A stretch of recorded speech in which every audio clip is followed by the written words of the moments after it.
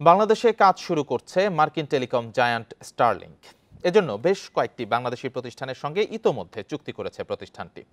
শনিবার প্রধান উপদেষ্টার প্রেস উইং থেকে জানানো হয়, বর্তমানে স্টারলিংকের একটি প্রতিনিধি দল বাংলাদেশ সফরে রয়েছে এবং এই সফরের অংশ হিসেবে বাংলাদেশি বিভিন্ন প্রতিষ্ঠানের সঙ্গে চুক্তি সই হয়েছে।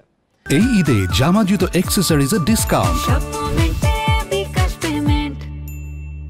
ভূমি বরাদ্দ, নির্মাণ সহায়তা ও অবকাঠামো রক্ষণাবেক্ষণের মতো কার্যক্রম পরিচালনায় এসব সহযোগিতা চুক্তি হয়েছে।